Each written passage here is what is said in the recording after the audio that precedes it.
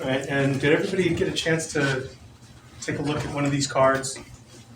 You see right here, it has the QR code for the application that we're going to be talking about, SDGE alerts.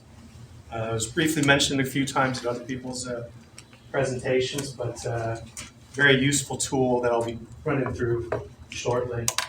How many of you have heard of a public safety power shutoff? Everybody's familiar?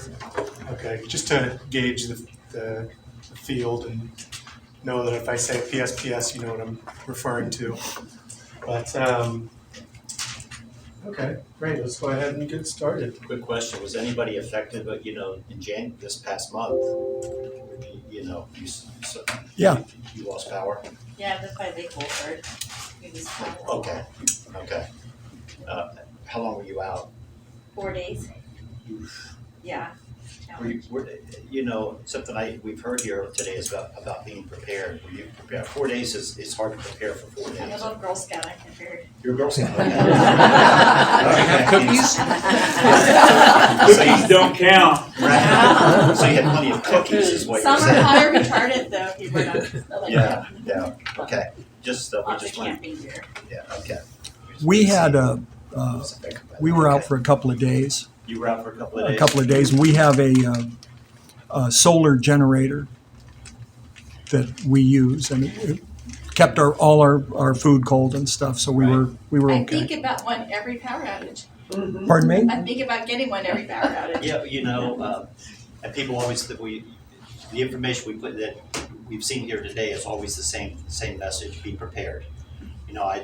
Jeff made a comment about like getting out when his story about being at the airport, I think, or something, and he just like, well, if our house is there, great, we had a nice dinner. If not, it's a good perspective on things.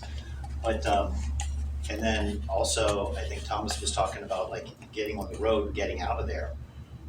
That is key. I mean, you can't wait. And if you're prepared and you have peace of mind that you have a go bag, and maybe 2 or 3 days, and you're prepared. And generators help you stay prepared. But the peace of mind that's involved in that, because in an emergency, your brain is just not working.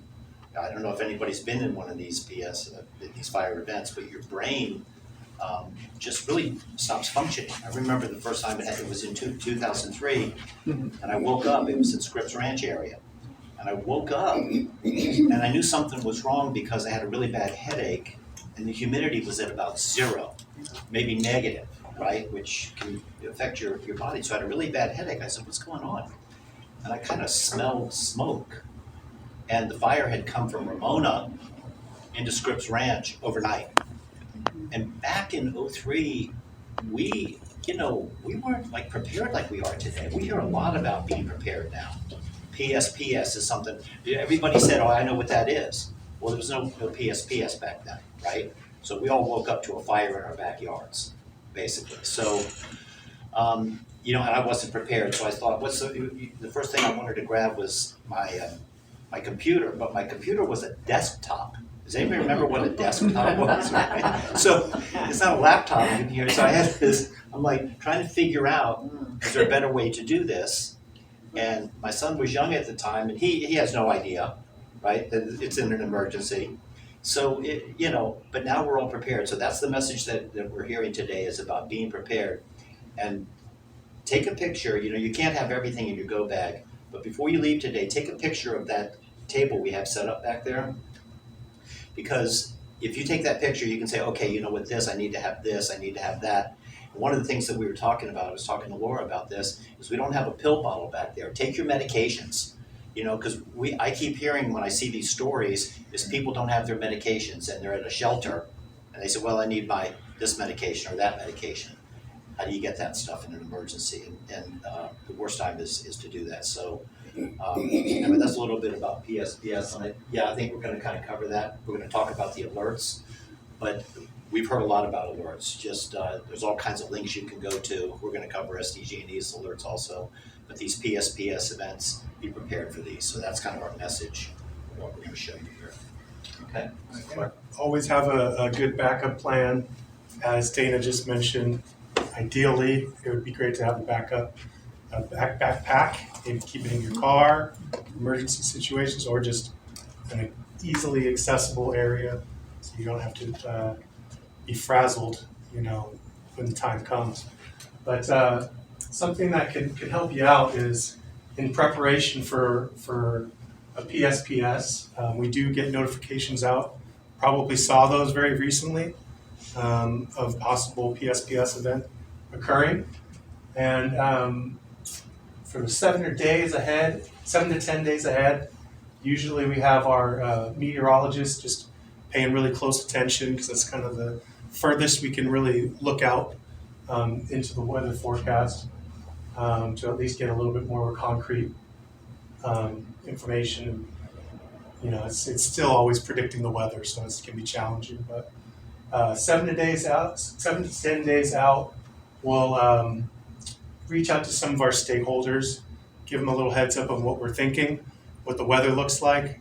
We're not telling people that there's a public safety power shutoff that's about to occur, because it could always change. Weather changes quickly. We don't want to get anybody in a frenzy for no reason. About 3-6 days, that's when you might start expecting to hear about red flag warnings or fire watch warnings, things like that. You can start seeing those come in. And then it's really about the 2 days ahead. You can see in the notifications 48 hours. That's when we start letting the community know, look, this is the weather trends. It's highly looking likely that the power could be shut off, given the myriad of options that create that perfect concoction of weather kind of challenges, whether it be fire potential index or Santa Ana wind index, or there's also the what else are we looking for? Humidity levels, the fuels, dry fuels.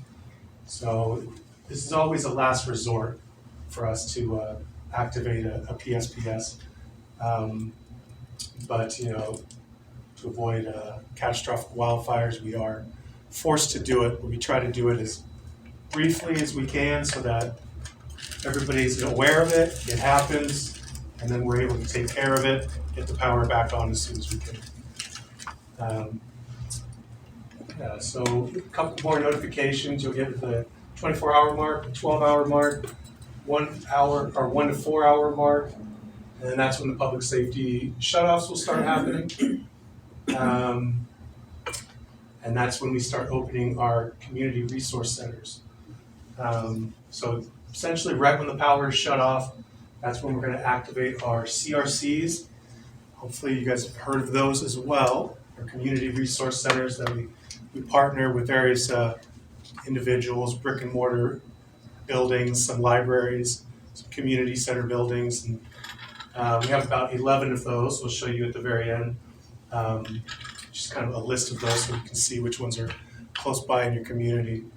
But CRC is activated where we're able to kind of provide things that people don't have at their house. So we're able to provide power, able to provide air conditioning, heating, information, internet, Food.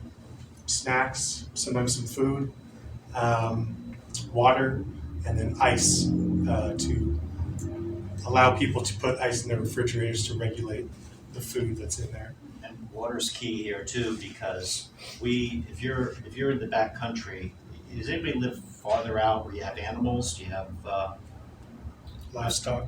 livestock?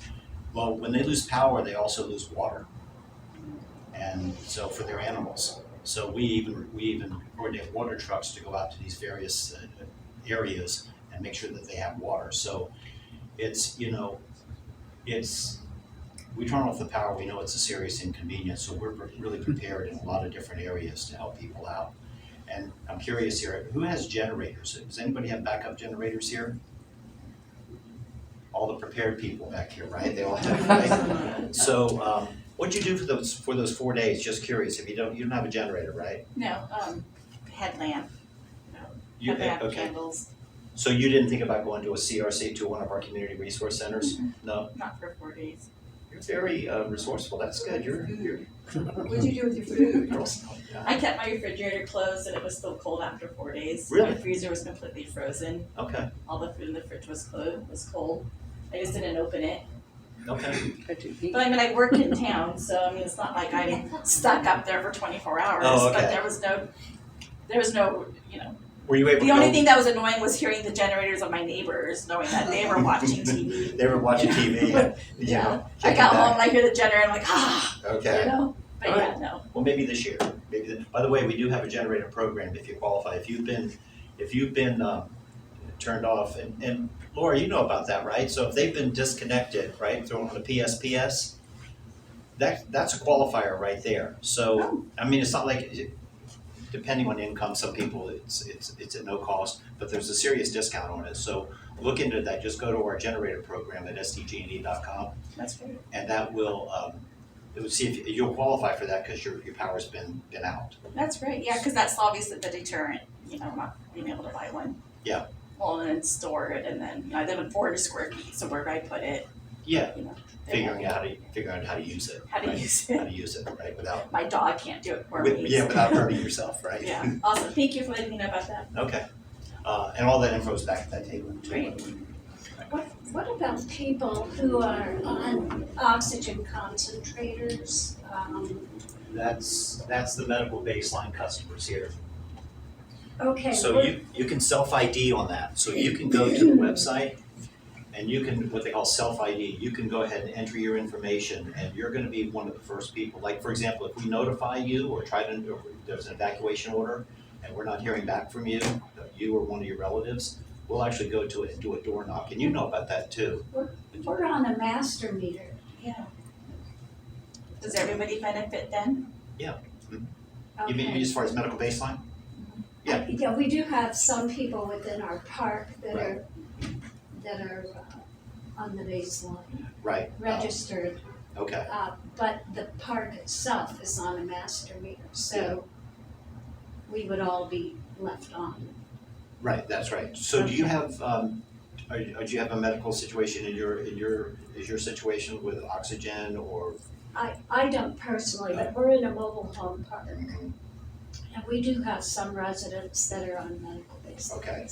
And maybe if you talk to them, I know you guys probably have meetings and whatnot about different things. Right, well, they're registered. They are? Already, yeah, so, she processes our billing, so. Yeah, the care credits. So they have to go. You got the care and all that. Excuse me, yeah, so. Oh, those- you, okay, Those No, I customers don't, are- they do.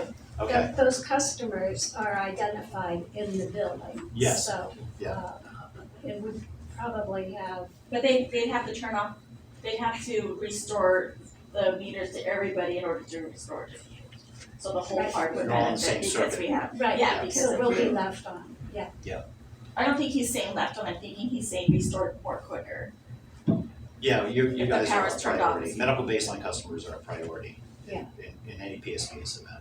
Okay, because we do it. And anybody that's not on, that's not in there, have them sign up for that. Okay, Thanks. I might just add, if there's any time, someone, if it's an emergency, obviously call 911 and we'll come out and help. There's also other options within the city. So, try and call us and, sometimes depending on what the situation is, you might be able to help somebody that needs electricity for some type of medical equipment. Right. A lot of times we're gonna reach out to SDGE as well for their resources, but there shouldn't be, if the power's turned off and you have any concerns about anybody or anyone suffering, by all means, give us a call. Oh, for sure. Jeff- That's and Jeff's what right. it takes too. I also want to talk to you about the key thing. Oh, we can talk about that, sure. and Jeff's right about that too, because there are other resources. So, when he says 911, that's, if you're in a serious event, hit 911. Also, 211 is a good resource also for these types of events. For example, if you really need an overnight stay at a motel or hotel, they can make those arrangements. Same with food. So 211, we partner with them also. So there's other resources. So, I think you've seen that here today. There's so many resources. But, Thank you. okay. But let me add on that, there are a lot of resources, but understand that everyone's competing for those resources. We're gonna do everything we can, but we need to be as prepared to buy us that time to get you the help that you need. and something else, everybody's dialing 911 in those situations, right? So again, it goes back to that being prepared, because you're calling 911, this one's calling 911, they can't be everywhere. So the more prepared you are, the less likely you're gonna need to, reach out to these types of resources. Question on the power, we have a huge gate in front of the house to keep the coyotes out and the burglars out. And if the power goes out, then we have to use this hand crank, which is like really, really difficult, especially for me. So anytime I get an alert, it's like, keep the gate open, that way if the power gets shut off. We heard a lot about that, yeah. So I was just concerned there, it's like, what if I'm not home and the gate's closed and all of a sudden there's a power outage and there's a fire? How does the fire department get to? I don't know, that's a question really for the fire department. We have lots of tools. They have a Yeah. Yeah. You'll need any We'll get in. Yeah, we have a breaching section in the last chance survival course about breaching doors and gates and locks and stuff like that. It's aimed at civilians, but the fire department has better breaching tools generally than civilians They're do. usually big and red. Yeah, but you can buy any of them, and many of them are common tools that you could buy at Harbor Freight too. You can set it up where if the electric Right. goes off, it'll open. Just, we have that where we live. Yeah, but So that's electricity pedestrian. drops and it just opens. It brings up a question though, if there is a fire, if you're evacuating, are you supposed to leave your house unlocked or locked? I'm gonna lock my house. Okay, If it's just, on, they don't need if to it's get on, in, if it's right? on fire and they're going to make an attack on the fire, they will breach It the won't door or matter. the window or however Yeah. they need to. Another thing too, when the power went, we were in all of the Palomar fires for decades. And the '07 fire, power went off and my husband went to get his car out of the garage. And ended up in the emergency room when he tried to manage the garage door manual. You don't have the The cord. It didn't work, it failed. Okay. So if you get a warning, Leave your car open your outside. garage door. Or leave your Yeah. car out, not parked in Or the leave your garage. So the manual, It failed, It failed? the rope broke or something, Oh, okay. but, yeah, the '07 fire was pretty fast, so. A lot of things failed. yeah, and you panic too. It's a Well, panic. I was on the fire department, so I was at the station and he comes down with paper towels wrapped around his hand and said, "Can you take a look at this?" Oh, Um, I'm not exactly sure what happened, but I know it involved the garage door. okay. Anyway, Well, being that you do have these trusty cards, I advise you to do a quick search with your phone. Take the camera out and take a look. Select it because we'll run through the application that we have right now, actually. But while you're scanning for that, it'll be access to the application, SDGE alerts. So we'll be running through that entirely. Of course, always good to be prepared. The way to do that would be to utilize this application, and you'll roughly around the 48 to 12-hour mark, you can get notifications on the application of public safety car shut-off events. So that way you're at least given a little bit more time to plan in advance instead of the day of. This just kind of shows the planning. Is this the video? this is a video, so I don't know. Is that something you can?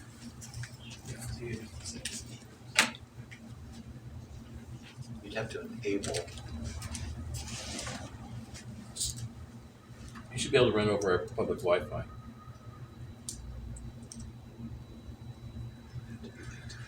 Just be a screenshot. It's a YouTube video. Oh, I see. Yeah. So you'd have to enable. If not, I think we kind of broke down a fair amount what the process is. Yeah, but it's a good video. It is a great video. Is it on YouTube? You can email it to us. This is on YouTube, maybe linked to it. Yeah, I think he is actually. If you can't get it to run, then you can send us a link to it, and we'll send it to everybody here, everybody that signed up. Okay. If we've got your We'll send it information. afterwards then. I was just saying, it's YouTube, I can switch over to my computer and we can read it off of that. That's all right. We'll just send it to everybody. Yeah. Okay, we'll go to the next slide. Thank you. Excuse me, sir. And it's just a little beautification of everything we were just explaining. Just a nice little video, so we'll be sure to send that out to everyone here. So this is what the beginning of the application looks like. If you're able to pull up in your app store, SDGE alerts, this is what you'll be presented with at the very beginning. As you can see right here, haven't added any new locations quite yet.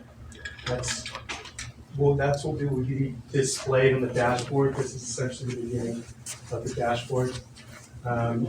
Click on this and then just get started. And what that will allow you to do, able to access all this information, push the information area, and you're able to get SDGE's contact information. You're able to reach out to 211 if you need some accommodating, a little more accommodating. FAQs, and then SDG News Center. We also have great on the app weather. It's going to show actually humidity, weather, winds, and really useful tool. And then also the mountaintop cameras that we have distributed throughout weather stations and mountaintop cameras. We have about 222 in our area. Can I say something about the cameras? Please. That's a really cool one. If you've never clicked on that, click on the camera thing, and it can be boring, right? But you can see everything, and you can see, and now we're using AI for that. And the AI, we found out, can even see something before you see the smoke. I don't know how it does it. I don't know if you've heard about this, Jeff. This AI thing that we've got now. And then a few minutes later, you see like the puff of smoke out in the middle of wherever it is, right? But I don't know how AI is able to detect that. It's crazy what it can do, but it's kind of cool to look at. So go to that one and have some fun with it. Like I said, you can look all around your area, and because these cameras are, it's nationwide. This is the best camera system in the nation. So that technology is definitely something to enjoy to take a look at. And the weather stuff too, you can watch. You can see the gust of winds. You can see what the wind is in your area, what direction it's coming from. Some people really love that stuff. I remember growing up, I used to like that. I used to listen to a ham radio, right? Or police stations, right? When you could get the police thing, and I know people that still do that. You can hear all the stuff that goes on, right? It's kind of cool. You can sort of like live that life, and I don't know all the codes. I don't know all the 10-4. Yeah, that's the only one I know, right? 10-4, right? There's all kinds of, right? But it's a fun thing to do. I mean, it's a thing to do, and it just keeps you involved, and you really see how this whole process works. So you can enter multiple addresses? We're going to show that here in just a second. That's what we're going to jump into right now.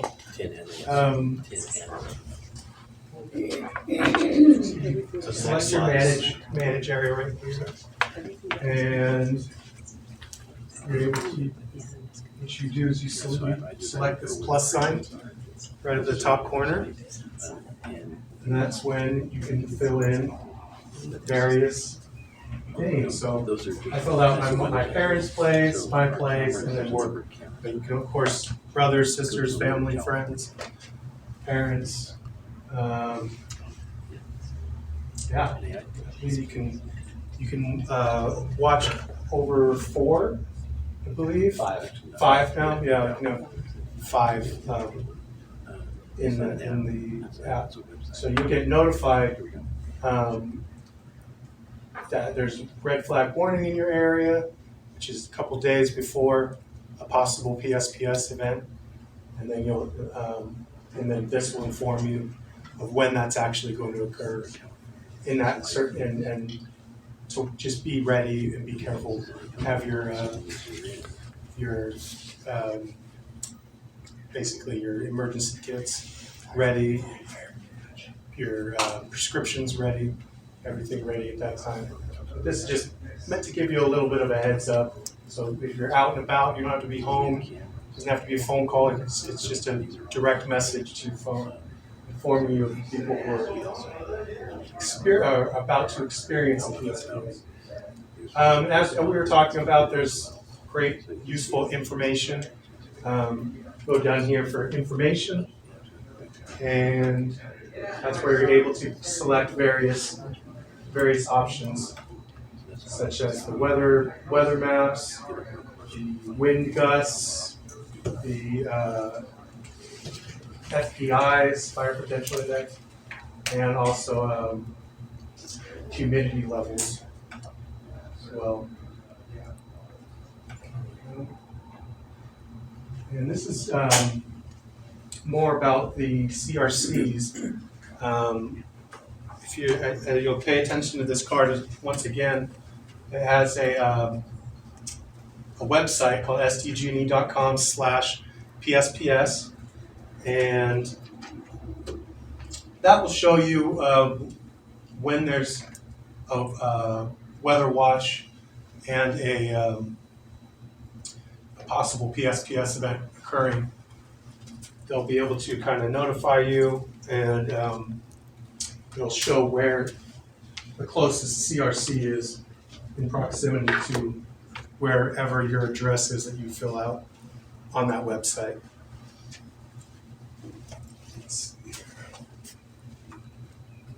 And the CRC program is something that's been around in fruition from 2018.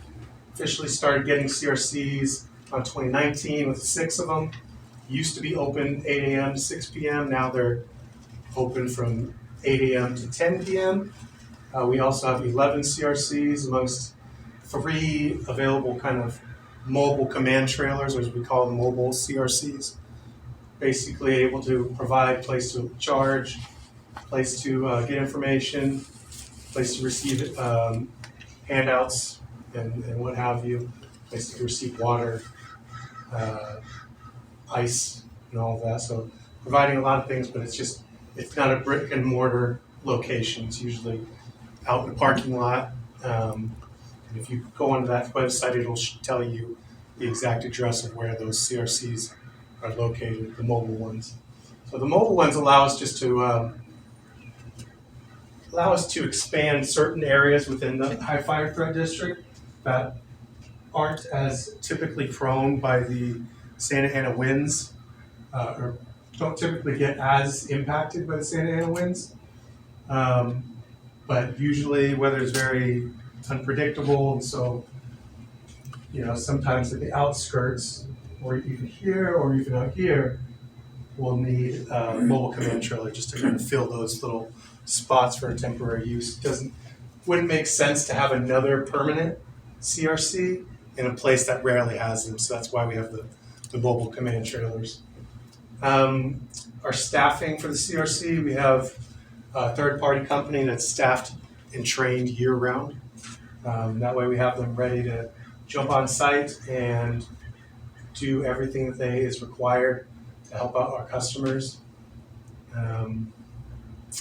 Keep them at comfort, allows people to charge devices, allows people to charge their medical devices, and just essentially provides a safe space with air conditioning, heating, and a few snacks to pass the time.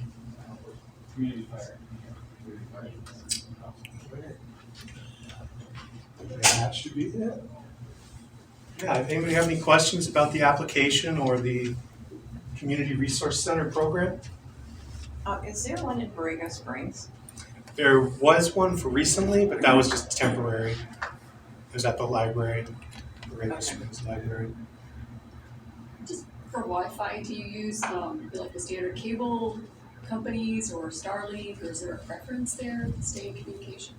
So we have usually a variety of communications. There's an emergency backup internet provided to all of our CRCs, so hopefully that's working. We also bring portable Wi-Fi, like little personal Wi-Fi devices so that there's that as an additional backup.